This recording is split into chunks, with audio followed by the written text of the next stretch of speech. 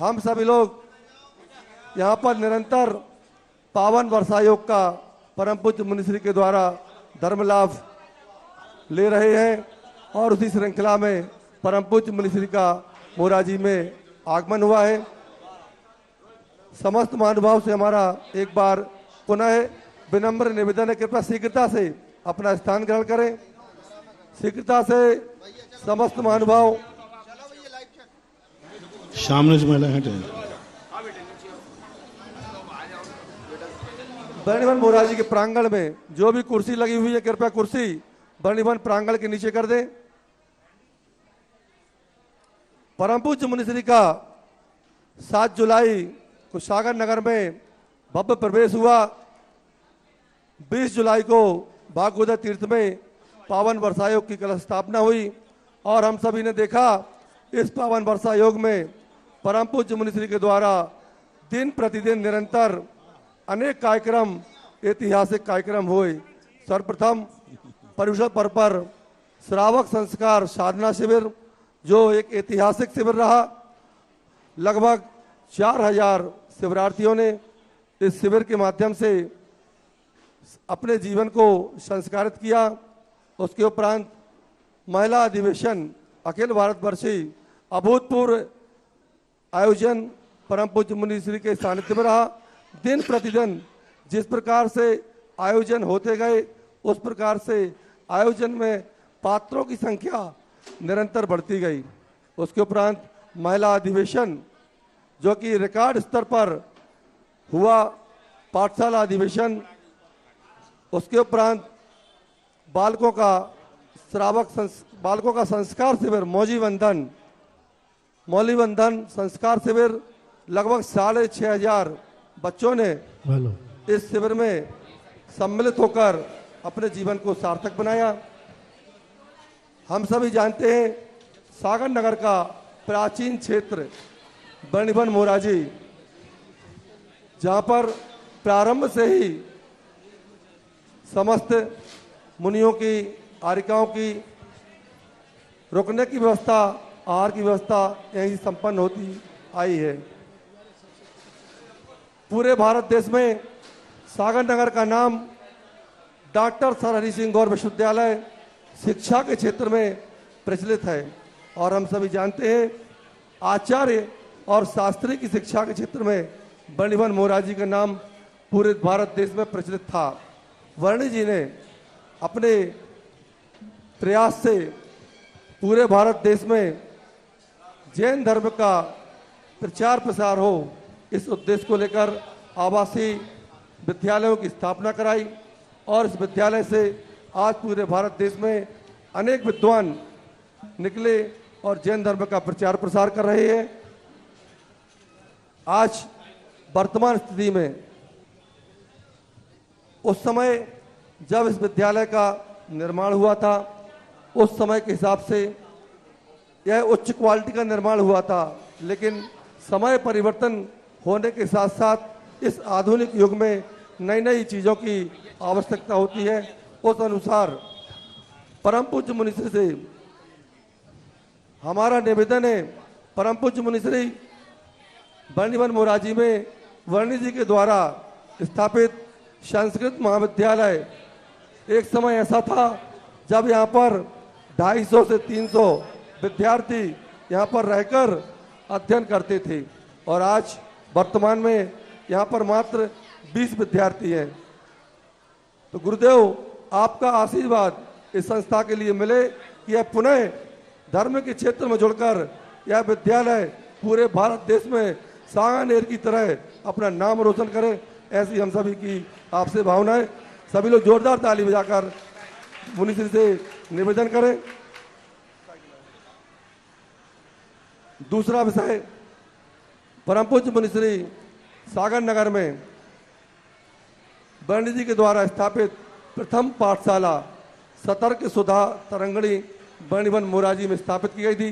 पहले हम लोगों ने किराए की बिल्डिंग में सिंगाई जी मंदिर के पास वहाँ पर संचालित की, फिर इसको बर्णिवन मोराजी में संचालित किया। इसका उन्नयन, आधुनिक रूप किस तरह से तैयार हो सकता है, आप हमें आदेश प्रदान करें मुनिश्री। उसके उपरांत आज अधिकांश महिला पुरुषों के लिए पैर की समस्या और कमर की समस्या से ग्रसित हैं, तो उसके लिए मुनिश्री न्यामिना जिनालय जो कि कुछ विवाद की स्थिति में है, आपसे निवेदन है इसका विवाद, इसका समाधान करके आप एक ग्राउंड फ्लोर पर नवीन जिनालय का निर्माण आपके आशीर्वाद से, आपके सानिध्य में हो, यह हम सबकी यही अभिलाषा है। अब मैं समस्त बनिवन मोराजी Digambar Jain committee, trust committee, प्रबंध कारिणी समिति, समस्त महानुभाव से ऐसी मंगलमय भावना के साथ निवेदन कर रहा हूं, सभी लोग यहां पर आए, मुनिश्री के श्री चरणों में श्रीफल समर्पित करें। हे मुनिश्री, आपके द्वारा हमारे यह कार्य यहाँ पर प्रारंभ हो और आपके सानिध्य में बनिवन मोराजी का उन्नयन हो, ऐसी मंगलमय भावना के साथ श्रीफल समर्पित करने जा रहे हैं। साथ में हम सबकी ऐसी भावना है, परम पूज्य मुनिश्री शीतकालीन वासना, जैसा कि इसका कल शुभ संकेत हम सभी ने देख लिया है, परम पूज्य मुनिश्री के मुखारबिंद से भी सुन लिया है। जैसे ही आदिनाथ जिनालय में मुनिश्री जाकर विराजमान हुए, अपने आप मुनिश्री के पास कोई दिव्य शक्ति तो है, हम सभी लोग जानते हैं, लेकिन मुनिश्री हमको बताते नहीं हैं। छत्र अपने आप लगभग 15 मिनट तक पार्श्वनाथ भगवान के ऊपर हिलता रहा और मुनिश्री एक टक उसे देखते रहे। अतिशय मुनिश्री के आने से यहाँ पर अतिशय हो गया है, तो ऐसा अतिशय बना रहे, ऐसी मंगलमय भावना के साथ आपकी शीतकालीन वासना बनिवन मोराजी में हो, ऐसी भावना को लेकर मैं आमंत्रित कर रहा हूँ श्रीमान राजेश कुमार जैन पटना वाले और ट्रस्ट कमेटी प्रबंध कारिणी के सभी लोग यहाँ पर आएँ और श्रीफल समर्पित करें। पंडित मनोज जी शास्त्री, अक्षय सोधी, आप भी, आपसे भी निवेदन, विद्वान है भैया आप, डब्बू भैया, शीघ्रता से ट्रस्ट के मनोज शास्त्री जी, अभय कुमार जी, इसके उपरांत शीघ्रता से सभी लोग अपना स्थान ग्रहण करें। पर समस्त दिगंबर जैन समाज सागर की ओर से मैं परम पूज्य जगत पूज्य हृदय सम्राट मुनिश्री सुधा सागर जी के श्री चरणों में त्रिबार नमोस्तु निवेदित करते हुए निवेदन करता हूँ।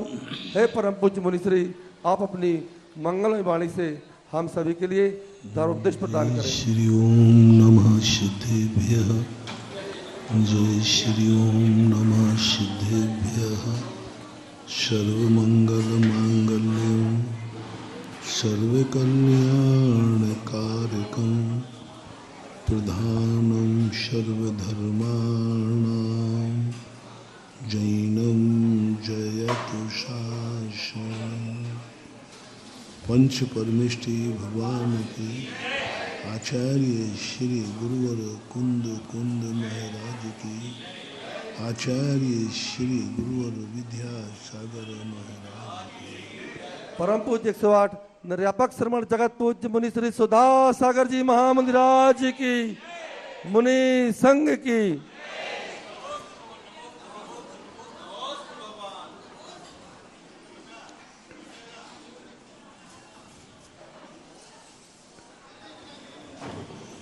इस दुनिया में प्रकृति ने कुछ ऐसा सभी द्रव्यों का संयुक्त समीकरण बैठाला है। जब ये संयुक्त समीकरण रूप में रहता है, तब तो हमारे लिए यह प्रकृति अनुकूल बन जाती है, और जब समीकरण बिगड़ता है तो परिस्थितियां हमारे प्रतिकूल हो जाती हैं। अब हमें अपनी जिंदगी यदि संसार में रहकर समीचीन जीना है, तो हमें समीकरण का ध्यान रखना पड़ेगा। हम अपने खुद का ध्यान रखते हैं, जिससे हमारा उपकार होने वाला है, उसका हम ध्यान नहीं रखते, उसको हम शोषण करने लग जाते हैं। और जब किसी भी वस्तु का, उपकारी वस्तु का हम शोषण करेंगे, स्वार्थी बनकर करेंगे, जब जब हम उसको अपने उपयोग की वस्तु समझ लेंगे, तब तब हमारा समीकरण बिगड़ेगा। और सारा संसार का समीकरण बिगड़ने का मूल कारण है कि हर व्यक्ति ने हर वस्तु को यूज करना सीख लिया है, और यूज के साथ साथ यदि वह उपयोगी नहीं है तो डिस्पोजल कर देते हैं आप। आज कुछ समयों के बाद लोग इस दुनिया को, इस सृष्टि की हर वस्तु का यूज एंड थ्रो कर रहे हैं। काम निकलते ही उस वस्तु को ऐसे फेंक देते हो जैसे आप डिस्पोजल को फेंक देते हो। तो ऐसी स्थिति में ये प्रकृति हमारे लिए एक बार तो काम दे देगी, द्वारा वह तुम्हारा कितना भी तुम प्रयास करना, वो तुम्हारे काम नहीं आएगी। तुम्हारे लिए हर व्यक्ति सहयोग करने को तैयार है, बशर्ते तुम सहयोग करने वाले को कम से कम उसकी उपयोगिता का मूल्यांकन करें। चाहे वो भगवान हो, चाहे दुनिया हो, कोई भी चीज हो, हमें सबसे पहले ये विचार करना है। मैंने चातुर्मास के प्रवचनों में भी कहा था, क्या दुनिया में तुम किसी के लायक हो? दुनिया हमारे लायक है, इसमें तो कोई संदेह नहीं। हवाएं हमारे लायक हैं, पानी हमारे लायक है, अग्नि हमारे लायक है, पृथ्वी हमारे लायक है, परिवार हमारे लायक है, गुरु हमारे लायक हैं, भगवान भी हमारे लायक है, मंदिर भी हमारे लायक है, नमोकार मंत्र भी हमारे लायक, सब कुछ लायक है। 2 दिन मैंने प्रवचन दिए थे वहाँ पर। ये तो सब अपन बहुत जानते हैं। ये तो बच्चा जानता है कि मम्मी पापा मेरे लायक हैं। पशुओं के बच्चे भी जानते हैं कि ये माँ मेरे लायक है, क्योंकि वो दूध उसी से मिल रहा है। पशु का बच्चा भी जानता है कि ये माँ मेरे लायक है, उसके आगे पीछे घूमते हैं बच्चे। और सब दुनिया में हम एक एक चीज, हम धन को जानते मेरे लायक है, हम पत्थरों को भी जानते कौन सा पत्थर मेरे लायक है। ये डायमंड है, ये पन्ना है, ये मूर्ति के लायक है, ये पत्थर कोई काम का नहीं है, ये सब जानते। बस इसी का नाम विज्ञान है। विज्ञान उस वस्तु की खोज कर रहा है जो मनुष्यों के लायक हो। विज्ञान मानववादी माना जाता है। मानववादी व्यक्ति का सोच जब बनता है, मानववादी आल्सो कम्युनिस्ट। कम्युनिस्ट का उपयोग क्या है? Use and throw. जो अपने काम की वस्तु है उसे जैसे मिले वैसे लो, लूट कर मिले तो ले लो, भगवान को भी छोड़कर मिले तो ले लो, कोई मतलब नहीं। हमें दुनिया से हर वस्तु का लाभ लेना है। कम्युनिस्ट का एक ही अधिकार है। कम्युनिस्ट एक ही बात कहता है, अधिकार। और कम्युनिस्ट बहुत बुरी तरह फैल हुआ, रूस में फैल हो गया। अमेरिका में प्रवेश करने के पहले ही फेल हो रहा है। क्योंकि कम्युनिस्ट जो कहता है, कम्युनिस्ट और विज्ञान में कोई अंतर नहीं, दोनों का एक ही काम है, अधिकार प्राप्त करो, कर्तव्य नहीं, अधिकार प्राप्त। नौकर्स को कहा है कि तुम मालिक से अधिकार प्राप्त करो। आज मजदूरों का यूनियन जो बनाने की परंपरा शुरू किसने की थी? कम्युनिस्ट ने। मजदूरों का यूनियन होना चाहिए और मालिक के विरोध में खड़ा हो, अपने अधिकार करो। कभी कम्युनिस्ट ने ये नहीं कहा कि कर्तव्य क्या है। यही विज्ञान कहता है। विज्ञान कहता है हर वस्तु को उठाने के पहले देखो ये तुम्हारे लिए किस काम की है, उसकी उपयोगिता समझो, उसको खोजो कि इसमें कौन सा खनिज है। लगाओ पृथ्वी में मशीनें कि हमारा खनिज कहाँ है। सारी मशीनें लगा दी उन्होंने, किस खोजने के लिए? इस पृथ्वी में ऐसी कौन सी वस्तु है जो हमारे काम की। विज्ञान एक ही खोज कर रहा है, समुद्रों में खोज रहे हैं, समुद्र में कौन सी वस्तु हमारे काम की है। पेड़ पौधों पर अनुसंधान कर रहे हैं, कौन सा पेड़ हमारे काम का है, कौन से वृक्ष हमारे काम के। और यह विज्ञान का जो खोज मानववादी है, यही एक दिन इस सृष्टि का विनाश करेगा। जब जब मानववादी दृष्टिकोण पनपा है, तब तब अराजकताएं पनपी हैं, हिटलर शाही पनपी है, कंस और रावण जैसी स्थितियां बनती हैं। क्योंकि मानववादी दृष्टिकोण में व्यक्ति इतना एकाकी हो जाता है, इतना स्वार्थी हो जाता है, उसे मैं के अलावा कुछ दिखता ही नहीं है मेरे लिए।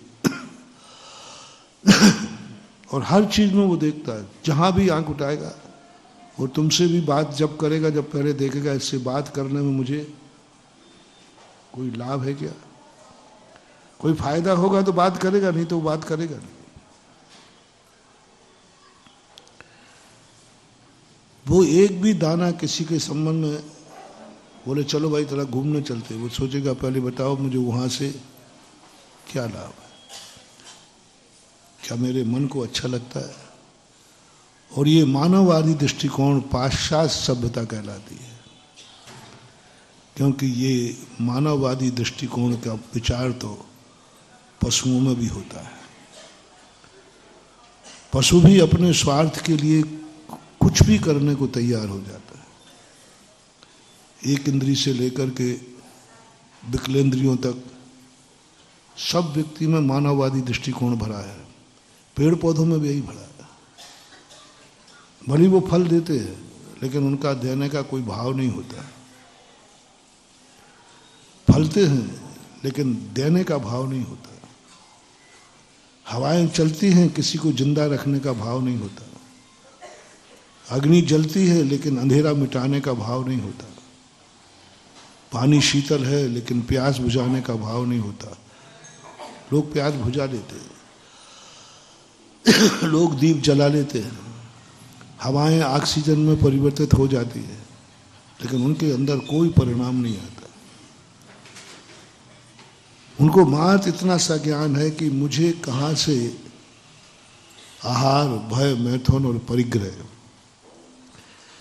ये चार संज्ञाओं को जब जब बढ़ावा मिलेगा,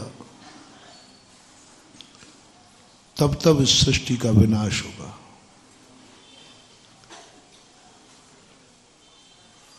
और जब जब हम, धर्म का अर्थ ये नहीं है कि तुम्हें सारी इच्छाओं को खत्म कर देना। संज्ञाओं की पूर्ति पुरुषार्थ से करो।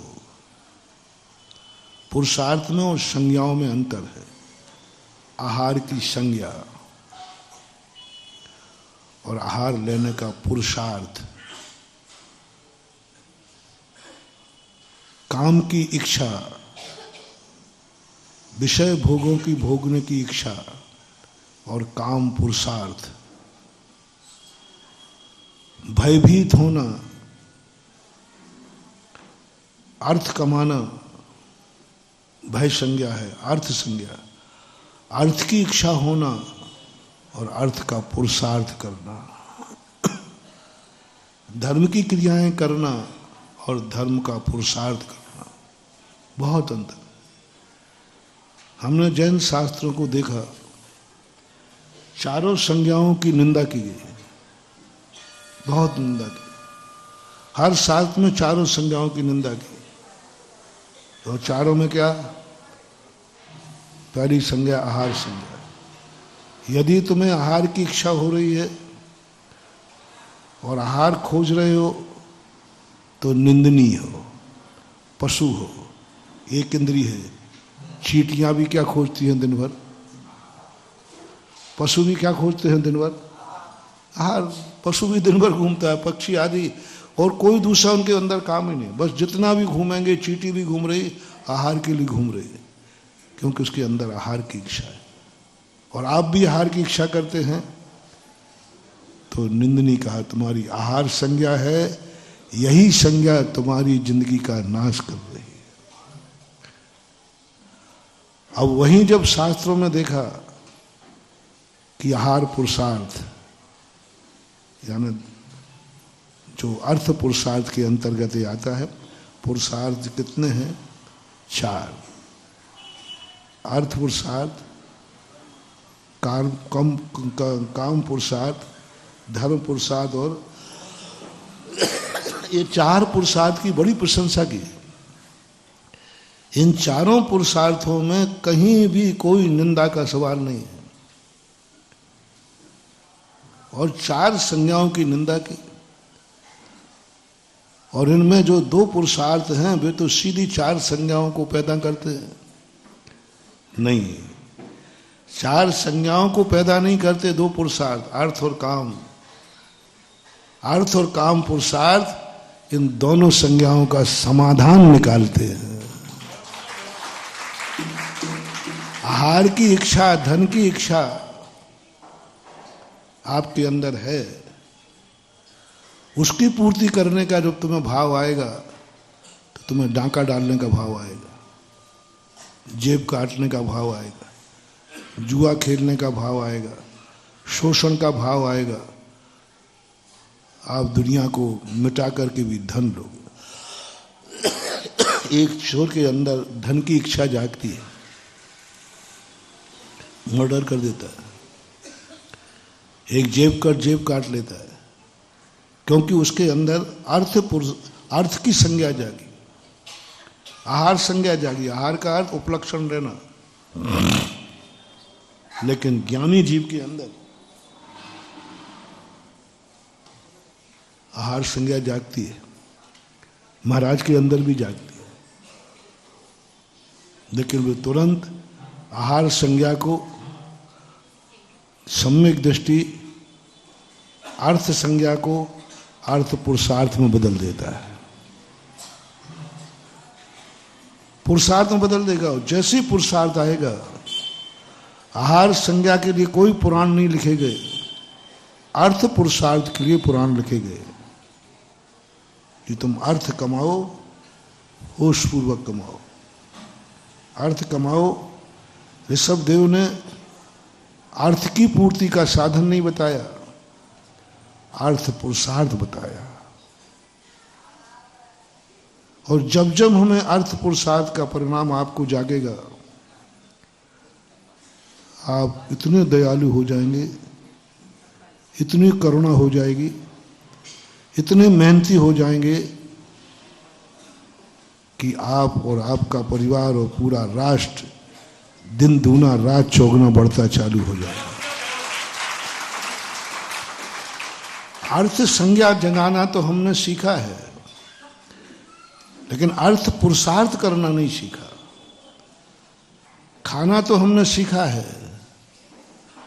लेकिन आहार करने के लिए जो पुरुषार्थ किया जाता है, उसमें प्रायः मैं आपसे पूछता हूं, सभी के लिए प्रतिदिन तुम्हें अर्थ चाहिए ना? तो प्रतिदिन तुम्हें कोई ऐसी गॉड गिफ्ट बता दूंगा मैं तुम्हें, मेरे पास सब माल है, चिंता नहीं करना।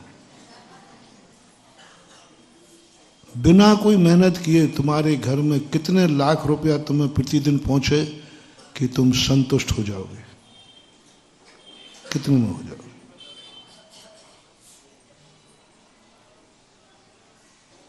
कितने पहुंचा दो? क्रांति कुमार से पूछता हूं, कितने पहुंचा दो रे बाबू? तो जिससे दुकान पे बैठना बंद कर दे, बस इतनी सी बात है।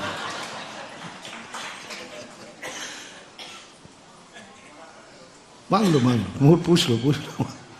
लाख, 2 लाख, 5 लाख, करोड़, बिना पुरुषार्थ कुछ भी नहीं तुम्हारे पास पहुंचेगा, पहुंच जाएगा।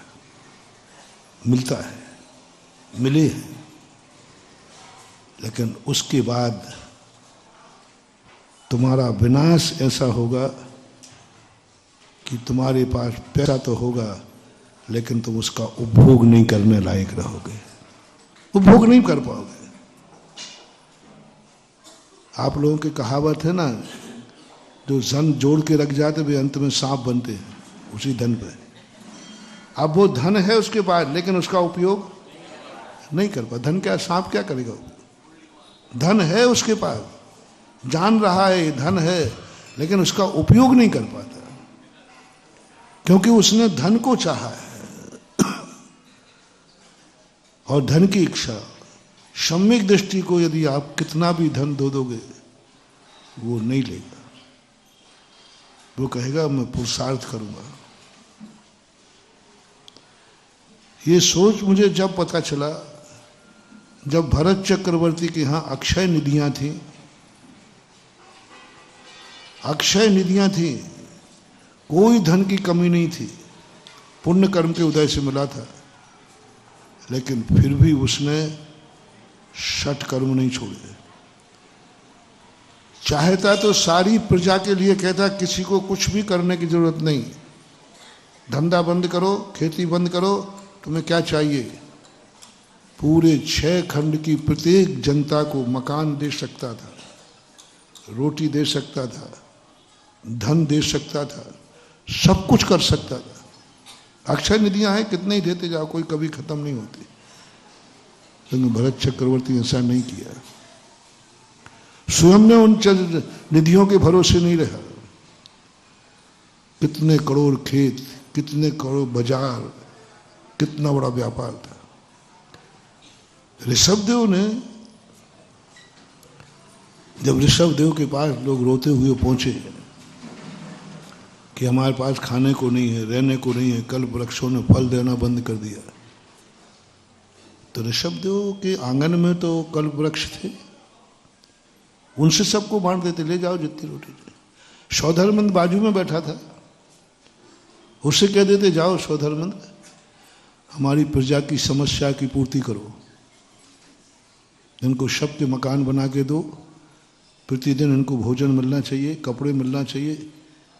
एक इशारा करना था। तीर्थंकर थे ऋषभदेव, और उनके घर में अभी कल्प वृक्ष थे, नाभिराय के घर में। तभी तो नाभिराय को पता नहीं चला कि जनता के घर में कल्प वृक्ष, प्रत्येक घर में 10 कल्प वृक्ष होते थे। एक एक घर जो होता है छोटा मोटा नहीं होता, सागर जिला जितना मान लो, इतना बड़ा बड़ा, बल्कि मध्य प्रदेश मान लो, जितना बड़ा मध्य प्रदेश है इतना एक भूमि जीव का मकान होता है। ये हमने बहुत छोटा कहा है क्योंकि इससे बड़ा अपन को बहुत बड़ा लगेगा। हाँ। जहाँ 40 बाई 50 में लोग खुश हो रहे हैं, यदि 40-60 का प्लाट है तो वो बादशाह से कम नहीं है कि हम उसको, यदि मैं कहूँ कि एक व्यक्ति के घर में इतना बड़ा मकान था जितना मध्य प्रदेश है, एक व्यक्ति का मकान था, ये बहुत कम कहा है मैंने। यदि भारतवर्ष के बराबर कह दो तो कोई बाधा नहीं, क्योंकि उनका 3 कोस की काया थी। तो एक कदम कितने का? जब 6 फुट वाला एक कदम पर 2 फुट हो जाता है, 6 फुट वाला तो 3 कोस की काया जब एक कदम रखेगा तो वो कहां पड़ेगा? 36,000 फुट हो गया। 6 फुट पर 2 फुट का कदम, एक कदम, तो 36,000 का कदम कितने फुट का हो जाएगा?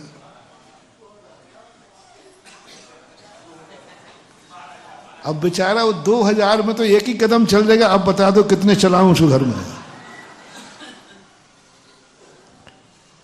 2000 फीट लगभग, और लगा लेना, मतलब एक अंदाज बता। 12,000 का एक कदम होगा। 12,000 एक कदम उठा लिया तो 12,000 फीट है। तो कुछ तो घूमता होगा, कुछ तो जाता होगा। इतना बड़ा, इतने बड़े जीवन, तो कितना बड़ा प्लाट था। उसके अंदर उनके 10 कल्प वृक्ष होते थे, लेकिन धीरे धीरे वो कल्प वृक्षों का अभाव हुआ। पर नाभी राय के घर में नहीं हुआ, उनके बने रहे, दे सकते थे। ऋषभ देव ने भी कुछ विचार नहीं किया, सबको एक ऐसा हाथ उठा देते, सबके घर में रोटियां पहुंच जाती, सबके मकान बन जाते। एकमात्र ऋषभदेव को भाव करना था, लेकिन ऋषभदेव ने ये भाव नहीं किया। सौधर्मेंद्र को नहीं कहा, सौधर्मेंद्र को नहीं कहा कि जाओ इनकी समस्या का समाधान करो, ये भूखे हैं, ये मकान रहित हैं, आवास रहित हैं, भयभीत हैं। ऋषभदेव ने उपदेश दिया, तुम पुरुषार्थ करो, आहार संज्ञा की पूर्ति भीख से मत करो, किस्मत से मत करो, कर्म के भरोसे मत करो, पसीने के भरोसे करो। एक वो गाना आता है ना तुम लोगों का, खून पसीने की मिलेगी तो खाएंगे।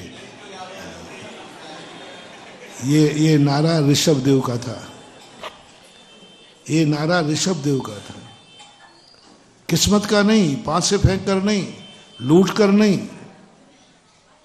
भाग्य भरोसे भी नहीं, पुरुषार्थ करो, षटकर्म करो, पसीने की कमाई खाओ, भाग्य की नहीं। भाग्य की खाने वाला व्यक्ति एक दिन विनाश को प्राप्त होगा। भाग्य की एक सीमा होती है, भाग्य ज्यादा नहीं दे सकता।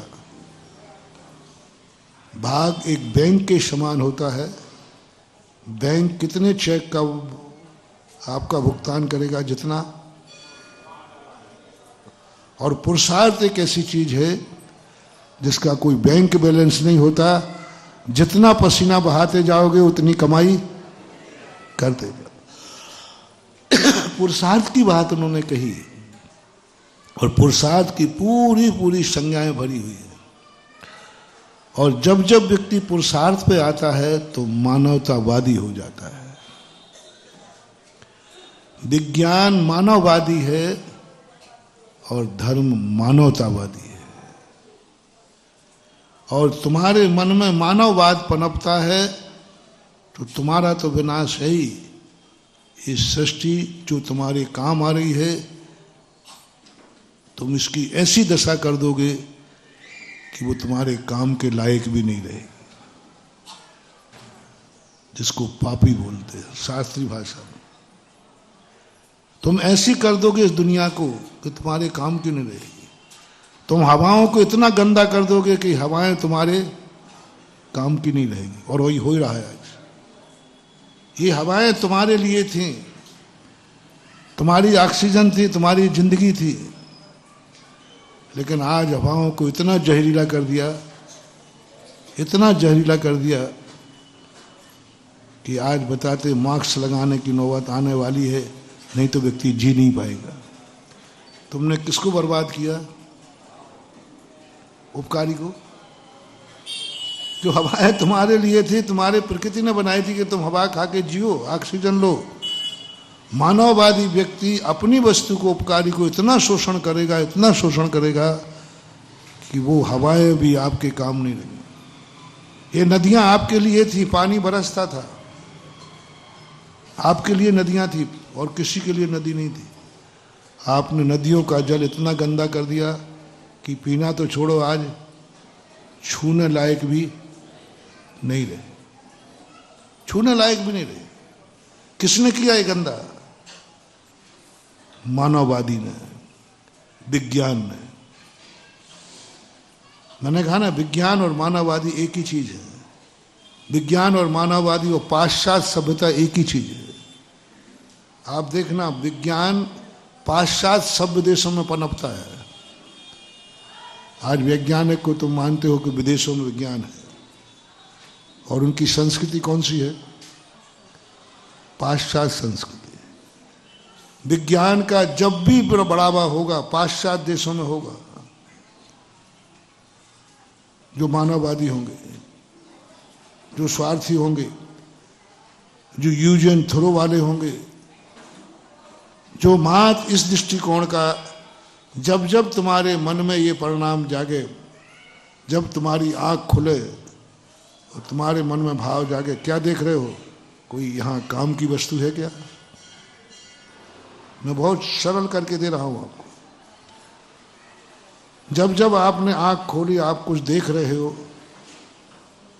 मैं मना नहीं कर रहा हूं देखने की, तुम देख रहे हो, मैं पूछ रहा हूं। गुरु तुमसे पूछते हैं, क्या देख रहे हो? क्या देख रहे हो? तो तुम्हारे अंदर से आवाज आए, यह देख रहा हूं कि यहां कोई मेरे काम की चीज है कि नहीं। बस समझ लेना, तुम्हारा विनाश निश्चित है, और तुम जिसे देख लोगे उसका भी विनाश निश्चित है।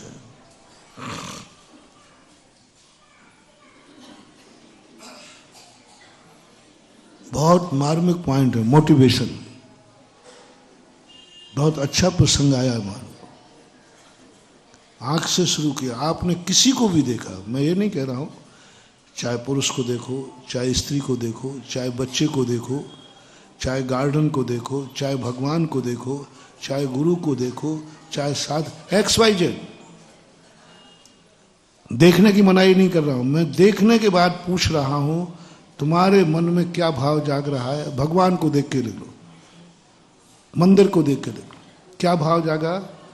ये भगवान मेरे किसी काम के हैं क्या? बस अब तुम भगवान को मिटा दोगे और तुम मिट जाओगे, तुम मिट जाओगे। तुमने गुरु को देखा, हे गुरु महाराज मेरे बहुत काम के हैं, बोल दो तो जो है सो है, महावीर की जय। हे महाराज बहुत काम के, महाराज आएंगे तो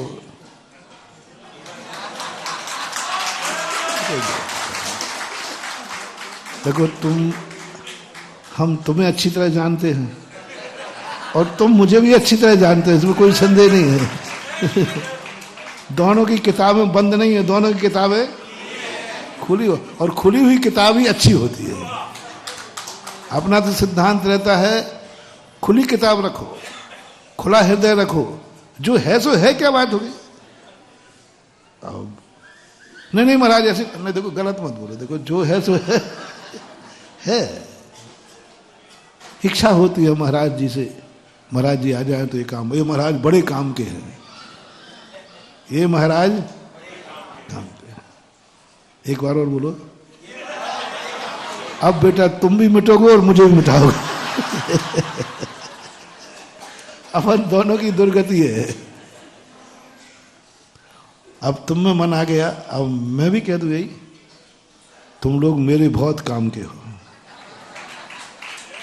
क्यों? जो तुमसे कह गया वो मुझसे कह गया। ये तो रिप्लाई है, जैसा तुम सोचोगे सामने वाला वैसा ही सोचेगा। अपन समझते हैं कि हम ही सोच रहे हैं, लेकिन जब अपने मन में जो भाव आता है, ठीक सामने वाले पे वही करता है। एक बहुत अच्छा, एक छोटा सा जोक था। एक महिला मेले के लेकर जा रही थी, सामान लेकर के, थक रही थी। एक घोड़ा वाला गया, घोड़े वाले ने कहा, माँ जी ने कहा, बेटा कहाँ जा रहे हो? और कोई भी गांव, दाता रामगढ़ जा रहे हैं। मैंने कहा बेटा मैं थक गई हूँ, ये पोटरी मेरे गांव तक ले चलो। तो बेटा थोड़ा सा मस्ताना था, घोड़ा वाला, है बुढ़िया तेरे लिए घोड़ा नहीं है। सागरी का था वो। देखो मेरी आदत है जिस गांव में रहना उसी के मुंह पे कहना। अब दूसरे गांव का नाम लूं तो पीठ पीछे माना जाएगा, इसलिए ठीक है। और सागर का व्यक्ति था, उसने बुढ़िया को ठुकरा दिया, उसको दया नहीं आई। है बुढ़िया तेरे लिए घोड़ा नहीं है, मैं अपने घूमने के लिए आया। थोड़े आगे चल करके घोड़े वाले के मन में भाव आ गया, क्योंकि सागर वालों में एक विशेषता है, एक दिन बात समझ में आती है।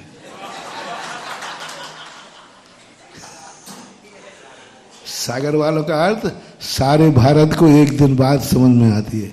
हमें भी शामिल कर लेना बस। हम अब ठीक है, अब ठीक है, आप भी शामिल हो गए, अब ठीक है। और मैं तो सदा उपदेश देता हूं, ये मान के देता हूं, एक श्रोता मैं भी हूं। चलो अपन सब सही है, एक दिन बाद जागते हैं, एक दिन बाद सुनते हैं। वो वस्तु जब हमारे सामने होती है तब उसका मूल्य नहीं कर पाते, जब वस्तु हाथ से निकल जाती है तब मूल्य करते। आज जिंदगी अपने सामने है, जब जिंदगी निकल जाएगी तब जिंदगी की कीमत होती है। आज धर्म हमारे सामने है, लेकिन आज हम धर्म नहीं कर पाएंगे, निकल जाने के बाद। एक दिन बाद समझ में आती है व्यक्ति को, और एक दिन बाद समझ में आने का नाम ही है गधा। इसी बीच में एक दूसरा जोक भी आ गया। एक चिड़ियाघर था, चिड़ियाघर के अंदर सारे जानवर एक दिन हंस रहे थे। पर्यटक देखने गया, सब हंस रहे थे, एक गधा चुपचाप खड़ा था, वो कुछ भी नहीं हंस रहा था, कोई बात नहीं। दूसरे दिन गए तो सारे जानवर शांत थे और गधा हंस रहा था। मैंने रिजल्ट पूछा कि भाई कल सब हंस रहे थे, ये नहीं हंस रहा था। बोले आज सब चुप है और ये हंस रहा है। बोले इसको कल की बात आज समझ में आई है।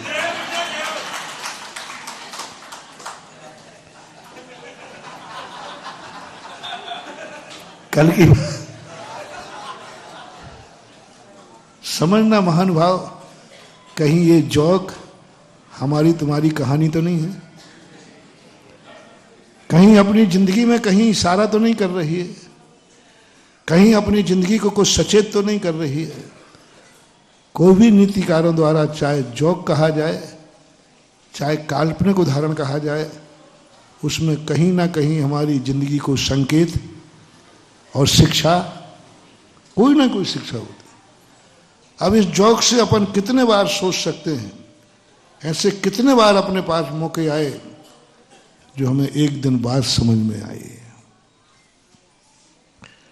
यदि उसी दिन समझ में आ गई होती तो शायद अपना जन्म पंचम काल में नहीं होकर विधेय क्षेत्र में होता। पंचम काल में जन्म होना बता रहा है कि अपन सब पूर्व में गधे थे, जब तक समझ में आई तब तक जिंदगी खत्म हो गई। बालपने में ज्ञान न लहो, तरुण समय अर्ध मृतक सम कैसे रूप हो। जो समझने के थे उस समय अपन समझे ही नहीं, हमें थोड़ी दिन बाद समझ में आई, जब हम यूजलेस हुए, जब हम कर नहीं सकते। अब हमारे करने की बस की बात है, जब करने की बात थी तो अपने बहुत बार ये गधे वाला उदाहरण हर व्यक्ति अपनी जिंदगी में सोच सकता है, हर व्यक्ति विचार कर सकता है। ऐसा शायद ही कोई व्यक्ति हो कि जिंदगी में ना जाने कितने बार पछताना पड़ा हो और ये भाव आया हो मैं चूक गया। आप देखना, महिला पुरुष सभी विचार करो, जिंदगी में कितने बार ऐसा समय आया जब मुझे ये कहना पड़ा मैं चूक गया। आज पंचम काल में सम्यक दृष्टि को भाव आता है, मुझे आता है कि यदि मैंने बहुत पुण्य किया है, लेकिन वो पुण्य कर लेता तो मुनि तो मुझे बनना ही था,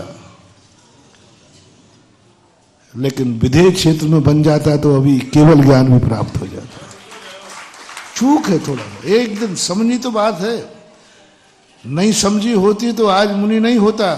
समझी तो है लेकिन एक दिन बात समझी है। अपन पंचम काल में जैन धर्म को समझ रहे हैं। क्यों समझ रहे? आज हमारे पास भगवान नहीं है। क्या भगवान नहीं मिले? हमें मिले थे, लेकिन जब भगवान थे तब हमने भगवान को समझा नहीं। हम चौथे काल में थे, हमने समझा नहीं। जैसे आज तुम जैन हो और जैनत्व को नहीं समझ रहे हो, यही चीज महावीर स्वामी ने की। महावीर स्वामी तीर्थंकर की गोदी में था, ऋषभदेव का पोता था, गोदी में था, उन्होंने खिलाया। तीर्थंकर के कुल में जन्म ला, लेकिन उस भाव में तीर्थंकर को नहीं समझ पाया। एक कोड़ा कोड़ी सागर बार समझा, जब 8 करोड़ बार गधा बना तब समझा। ऋषभदेव की गोदी में खेलने के बाद मारीच का जीव 8 करोड़ बार गधा बना। क्यों बनना पड़ा गधा? क्योंकि जब समझाया गया तब उसने समझा नहीं, और बाद में समझ रहा है। जब समझने की बारी आई, हम तीर्थंकर सामने थे, हम नहीं समझे। जब वो चले गए तब समझ में आई, तो बोले ऐसे जीवों को पंचम काल में डाल दो। जितने यहां जन्मते सब गधे जन्मते। क्यों? हमें पर ये पक्का है, तुम्हें पूरा गधा नहीं बना रहा हूं। समझे तो हो, लेकिन एक दिन बाद समझे। चिड़िए चिड़िया चुग गई खेत, फिर हमने पछतावा किया। फिर पश्चाताप किया जब हमें वज्र सम्राट संगन मिला था।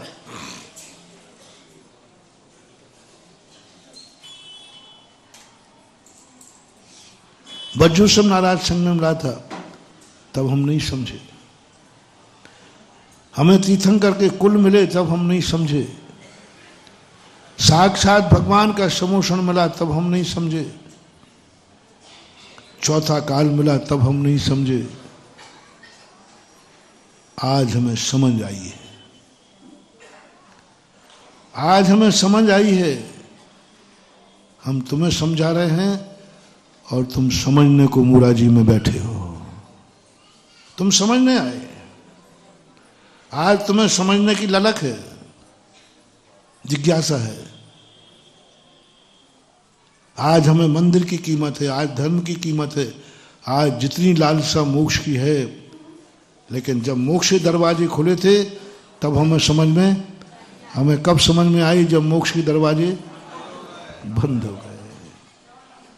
मोक्ष के दरवाजे बंद हो गए, अब मुझे समझ में आई। मैं तो अंदर ही नहीं जा पाया। और जब दरवाजे खुले थे तब हम बाहर टहलते रहे। तीर्थंकर समोषण लेके घूम रहे थे, हम नाट्यशालाओं में घूमते रहे। संसार का सबसे बड़ा वीक पॉइंट है कि व्यक्ति अभाव में वस्तु की कीमत करता है और सद्भाव में अभाव में वस्तु की कीमत होती है। ऐसे लोग हैं, आपके सागर में भी होंगे, जिन्होंने जीते जी अपने बाप को कहो 1 गिलास पानी नहीं दिया हो और मरने पर 13वां करवा देते हैं। मरने पर चेटके पे दीपक लगा देते हैं। जिंदगी में जन्म तिथि नहीं मनाई होगी और पुण्यतिथि ठाठ से मनाते हैं। मैं पुण्यतिथि वालों से कई बार पूछ लेता हूँ, मैं प्रैक्टिकल करता हूँ ऐसे। कई लोग कहते हैं महाराज जी आज हमारे पापा की पुण्यतिथि है। तो मैं पूछता हूँ तो जन्म तिथि मालूम? कि महाराज वो तो पता ही नहीं कब जन्म दे। है ना, जिंदगी में जिसने अपने पिता का जन्मदिन नहीं बनाया वो मरने के बाद पुण्यतिथि मनाता है। बोलो दोनों में लाभ किसमें है? जन्म तिथि मनाते तो शायद बाप को कुछ लगता कि मैंने बेटे को जन्म दिया है, पुण्यतिथि क्यों मनाते हो? फिर मैंने इसको खोजा, मैंने क्यों ये मनाते हैं?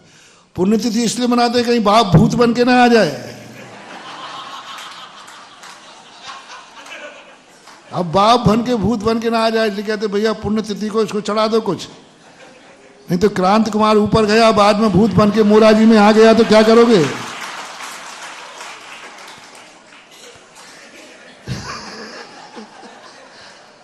इसलिए जीते जी जब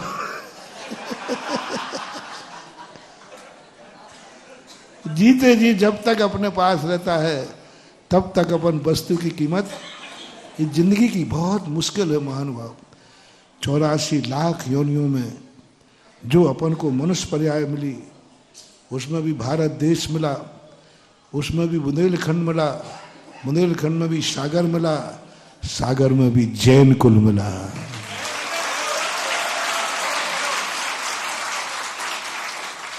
इतना मूल्यवान आज विश्व के अंदर जो पुण्य तुम्हारा है, विश्व में इतना पुण्य दुनिया में किसी जीव का नहीं है, पंचम का नहीं। अपनी जिंदगी की भी कीमत है। आज तुम्हारा जो जितना है, आप कल्पना करो जैन कुल में जन्म लेने से आप कितने पापों से बच गए, बिना उसके आपका मूल तो देखो। यदि किसी निम्न पर्याय में जन्म रहे होते, या तो अभी महाराज तुमसे कौआ का मांस त्याग करा रहे होते, एक मछली मत खाना। आज तुम उस जैन कुल में जन्मे हो जहां मांस को कभी मन से भी भाव नहीं आया, नाम भी नहीं सुना। कितना पुण्य! मैं जब शास्त्रों में पढ़ता हूं, मुनि महाराज मिल रहा है, भाई एक मछली का त्याग करा रहा है, कौए का मांस का त्याग करा रहा है। मैं तो अपने आप को उन महाराजों की जब कहानी पढ़ता हूं ना, तो अपने आप को बड़ा भाग्यशाली मानता हूं। मैंने कि भगवान ऐसे भक्त मिले तुम्हें, ऐसे भक्त मिले जो कि एक मछली का त्याग करा रहे, एक 14 की हिंसा का त्याग करा रहे, कौए के मांस त्याग कराते फिर रहे। हम तो उन भक्तों के गुरु हैं जहां जन्म के क्या पूर्व जन्म से ही मांस का त्यागी होके आया। थैंक्स कहो रे अपने कुल को, कितने पाप बच गए। किसी शराबी के यहां जन्मते, किसी पापी के यहां जन्मते, क्या क्या दुनिया में। तुम्हारा कुल कितना महान है। तुम्हारे पिताजी तुम्हारा कुल के ऊपर एक बार अहंकार करो। अभी धर्म की बात नहीं कर रहा हूं, तुम्हारा जिस कुल में जन्म हुआ है, उस कुल में जन्म लेने मात्र से तुम कितने पापों से बच गए, कल्पना करो। जो जिंदगी में नियम लिए नहीं हैं और पाप किए नहीं है, कितने पाप। ये मूल्यांकन हमें करना है कि मेरे कर्म ने भी मुझे इतना साथ दिया कि आज मैं आऊं। इसका यदि तुमने आज मूल्यांकन कर लिया महानुभाव, तो पछताना नहीं पड़ेगा। और तुम आज इसका मूल्य नहीं समझ रहे हो, कल समझोगे। आज समझोगे तो श्रावक की कोटि में आओगे, कल समझोगे तो आप बोल दो थोड़ा, एक दिन बाद किसको समझ में आता है? कल समझोगे तो गधा कहलाओगे, और आज समझोगे तो जैन श्रावक कहलाओगे। निमित्त मिलते ही तुरंत निमित्त की कीमत करो। और उसकी कीमत करने का अर्थ क्या है? यह नहीं कि ये मेरे किस काम का है। ये शोषण करना बंद करो। ये बहुत बड़ा वीक पॉइंट है अपनी जिंदगी में। यह वस्तु, जब मैंने आपसे प्रश्न किया था, आप यहां देख रहे हो, क्या सुन रहे हो, क्या देख रहे हो, तुम्हारे मन में भाव आ गया। मैं देख रहा हूं कि यहां क्या वस्तु मेरे काम की है। ये मानववादी दृष्टिकोण, ये वैज्ञानिक दृष्टिकोण, ये पाश्चात्य संस्कृति का दृष्टिकोण है। पाश्चात्य संस्कृति का व्यक्ति जब भी कहीं देखेगा, उसकी एक ही नियत रहती है, यहां क्या है मेरे काम का। पशु विभाग में नहीं देखता। पशु कहीं देखता है तो एक ही बात देखता है कि मेरे कितने ऊंचा गिद्ध उठ जाए। गिद्ध उड़े कितना ऊंचा भी, नभ पर कभी विचार किया, सदा जमी पर पड़े मांस के टुकड़े से प्यार किया। गिद्ध इतना ऊंचा उठ जाता है, इतनी ऊंचाई पर जाकर के वो पता नहीं क्या क्या देख सकता है। उतना ऊंचाई पहुंच गया, सम्मेद शिखर देख सकता है, मंदिर देख सकता है, गुरुओं को, लेकिन इतनी ऊंचाई पर पहुंचने के बाद भी वह क्या ढूंढ रहा है? सड़े हुए मांस के टुकड़े को खोज रहा है। उतना ऊंचा पहुंच गया, लेकिन उसकी दृष्टि वही है कि यहां कौन सी चीज मेरे काम की है। उसको और कुछ नहीं चाहिए, धन दौलत पड़ा है तो भी नहीं चाहिए, उसको काम की चीज क्या है। अपने काम की चीज खोजने के लिए ये गिद्ध आकाश में उड़ जाता है और सबसे ऊंचाई पर पहुंच जाता है।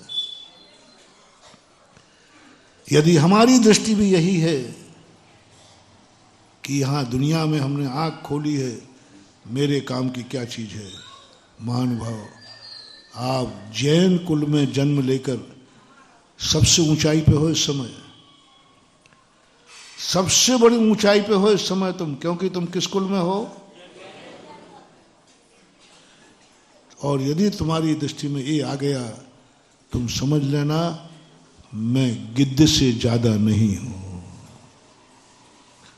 वो पर्याय से गिद्ध है, अपन अपनी हुनर से, अपनी दृष्टि से गिद्ध है। दृष्टि से गिद्ध है, क्योंकि हमने आंख खोली तो ये देखा मेरे काम की क्या चीज है। ये मानववादी विज्ञान, विज्ञान कहीं भी कोई रडार लगाएगा, कहीं भी कोई चीज लगाएगा, उसका पर्पस क्या है? यहां काम की क्या चीज है, क्या काम की चीज, जमीन के अंदर क्या चीज है, समुद्र के अंदर क्या चीज है। मंगल ग्रह पे भी जा रहा है तो किस लिए जा रहा है? कि मंगल ग्रह मेरे काम का हो तो वहां प्लाट काटना शुरू कर रहे हैं। और ये दृष्टिकोण आता है। आप कान किस लिए सुन रहे हो?